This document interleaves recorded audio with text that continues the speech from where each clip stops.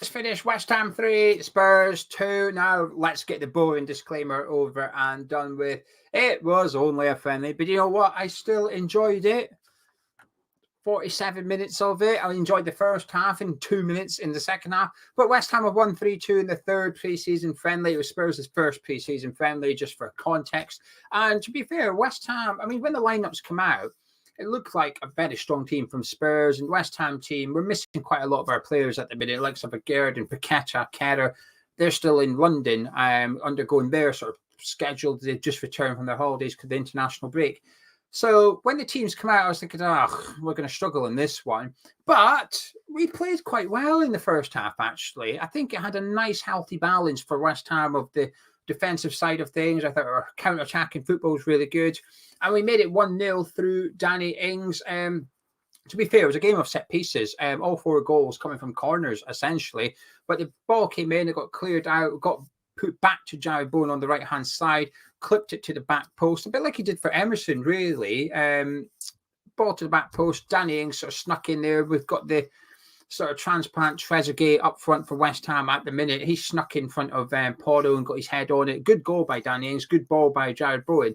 It was 1-0 West Ham, but because it's a friendly, you sort of laugh a little bit. Hey, we're winning. It's all a little bit of jovial fun and whatnot. But we were playing some decent enough football, actually. I thought we looked a little bit sharper of the two teams in the first half. Now, Spurs had their chances. Fabianski had another really good game again. Had a good game on Saturday, a good game today. Had to make a couple of big saves.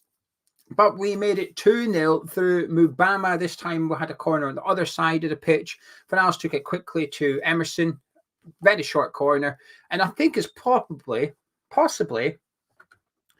the first time I've ever seen a short corner work for West Ham. Nothing in competitive games. Last season, 2 years, whenever we've taken a short corner, it infuriates me. Usually, we are rubbish at them. I've yet to see it work. But quick short corner, Emerson ball in. Mubama's just unmarked. He's just in the 6-yarder. No one around him. Fantastic header. Free header, but still, he has a lot of work to do. He doesn't necessarily know there's no Tottenham defender behind him. Great header. 2-0 West Ham. And you're just laughing at this point, even though it's only friendly. You're still playing Spurs, aren't you?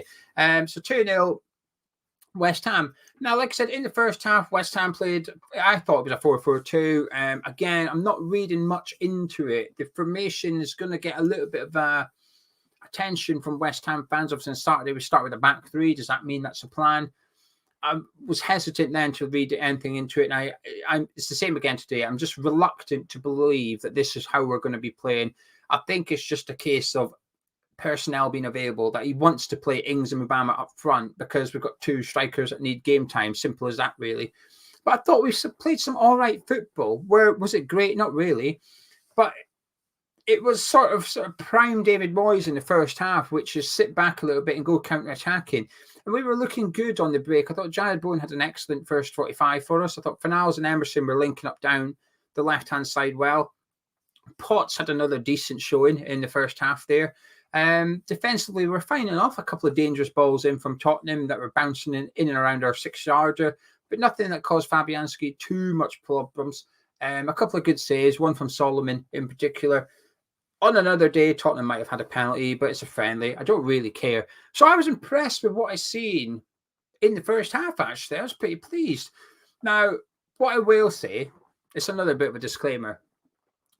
But had we lost today, I'd have sat here and said, don't worry, it's only a friendly, don't read anything. Had we got beat 2-3-0, I said, it's only a friendly, don't worry about it too much. We're missing our main players. This isn't how we're going to be playing next season. Carry on. I wouldn't have got upset. I wouldn't have got angry. So with that rule in mind, I think it's only fair to apply it because we've won, which is it's only a friendly, don't get carried away. I've enjoyed it. But that's all. It doesn't mean we're going to have a good season. It doesn't mean we're going to see 2 up front. It doesn't mean we're going to see Mubama getting loads of minutes, although I think we should see that. So it's just a friendly. Take it with a pinch of salt. Now, before we discuss the second half, a little bit of quick admin. Would you mind subscribing if you're new to Hammer's Chat? There's a big red button on your screen that says subscribe. Please do click it. It's completely free. And it'd be nice to have you along for the journey. And if you're enjoying this video, please do drop a like on it by clicking thumbs up. That helps the channel out. And both give me a little morale boost. If I see some people liking the video, I think, hey, I'll carry on. I'll carry on regardless. But it makes me feel good anyway. But the second half, it was a completely different Tottenham team. They made 11 changes at half-time. and it was a completely different West Ham team. We made no changes at halftime, but the football was. I've already done 2 disclaimers. I'm not doing any more, but the football was not great. It was all Tottenham.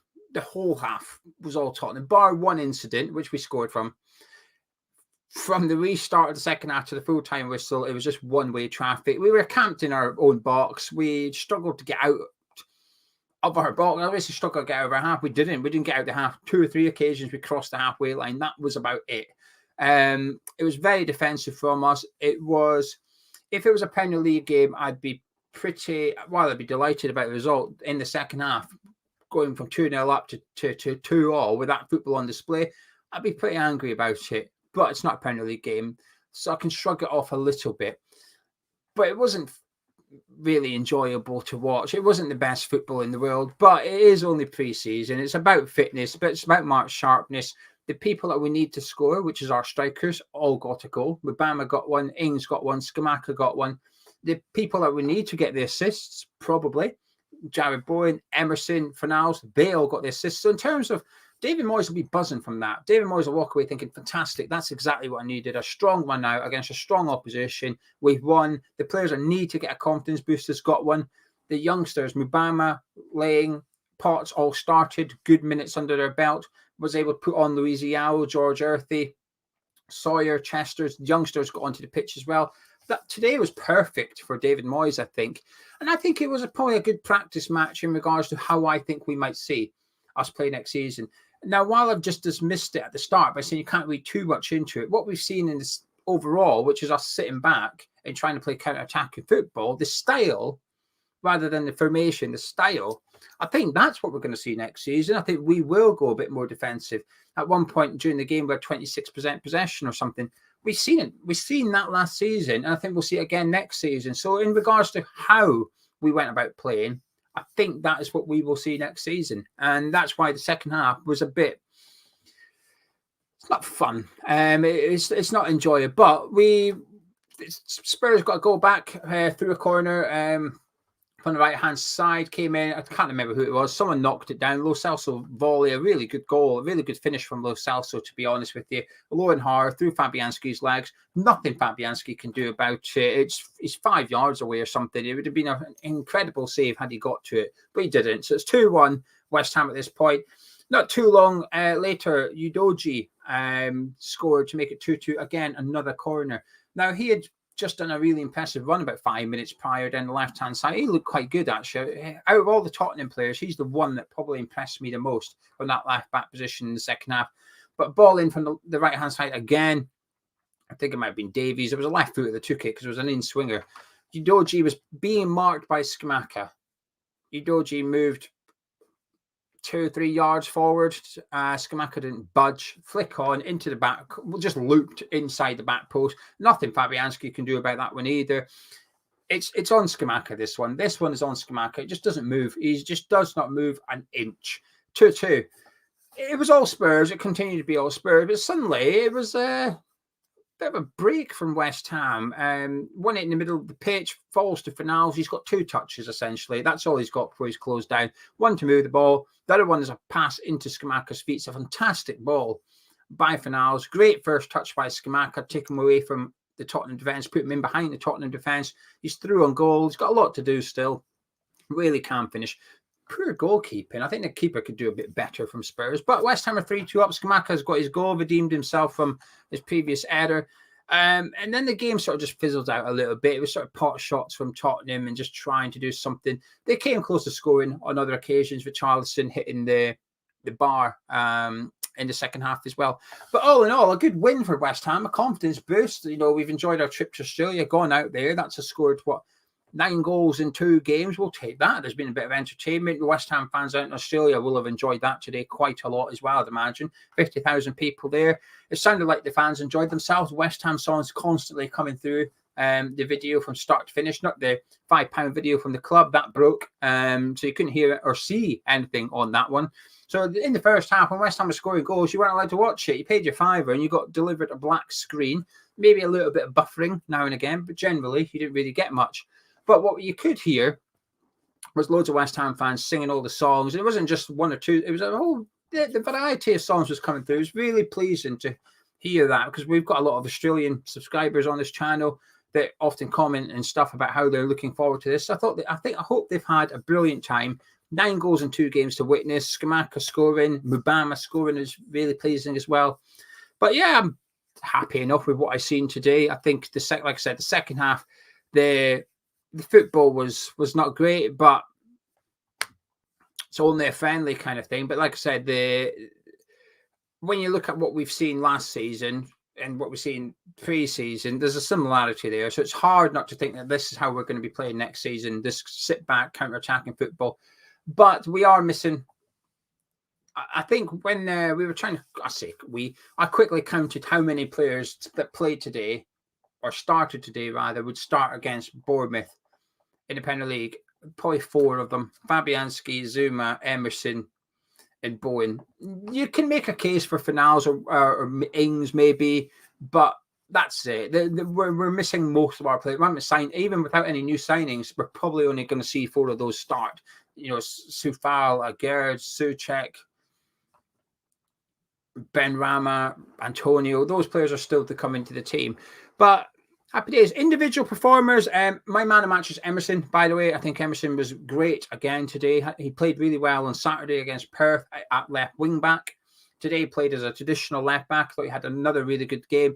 Kulusevski's not an easy opponent to play against. Kulusevski looked quite busy as well in the first half, but Emerson was fine with him. Thought he got forward well. A really good assist for Mubama's goal too. So Emerson's my man of match. And when we did the watch along, he might have won man of match. I don't know. There was 2 players that stood out for the live chat. One was Emerson, and the other was Fabianski, which is, I'm not going to argue. I think Fabianski had another really good game. He had to. Spurs had about 30 shots today. I don't know how many hit the target, 14 or something hit the target or something like that. So Fabianski was a busy boy today. A couple of really good saves in there. A comfortable afternoon for him, I felt, but a couple of good saves as well. Defensively, we played fine. Good to see Lang get another run out as well. Didn't do himself any harm whatsoever. Again, Saturday made an error for a goal, but apart from that, his all-round play was really good. Today, in a different position, I thought his play was really, really good. Impressed by Potts, again, in centre midfield. I was more impressed by Potts than Downs. Now, there is context here, which is my expectation for Flynn Downs is greater than my expectation for Freddie Potts. One is an emerging academy player. The other one is a squad player in the first team who's had a year now in the Premier League. I just find Downs a little bit clumsy. I just consider a free kick that Maddison took and hit the wall. It didn't lead to anything, but you can't have a defensive midfielder giving away fouls like that just unnecessarily. I'm still waiting for more. I'm still wanting more from Flynn Downs. Fornals, I think, has looked good today. I think Fornals looked good. Started left midfield, ended up in the number 10 role, and then ended up in the number 8 position. When Potts went off the pitch and we brought on Chester's, Pablo Fornals dropped in alongside Downs in that centre midfield area. Or sorry, Downs, maybe someone went off. Downs or Potts went off for Chester's, and then Fornals went into centre midfield. So he had 3 different positions today. I thought he looked good for the whole game, Fornals. I thought he did. So my point is, now I'm comparing Fornals to Downs. I feel like Fornals is trying to grab his opportunity. Saturday today, I've looked at Fornals. I thought, there's a guy putting in a lot of work rate, a lot of energy. He's trying to get into this team for next season. I feel that. With Downs, I'm wanting that reaction. I'm wanting something that says I want Declan Rice's position. I'm not feeling it at the minute. Maybe I'm being a bit harsh. But Jai Bourne had a good first half, faded in the second half. Nothing to worry about, really. Mubama continues to look good. He's taking his chance. But anyway, I'll do a video about Mubama tomorrow, I think. That will be tomorrow's video. I'm going to shut up now, but if you enjoyed this video, please do drop a like on it, subscribe if you're new to Hammers Chat. I'll catch up with you tomorrow where I'm just going to be talking about Mubama. I'll see you then.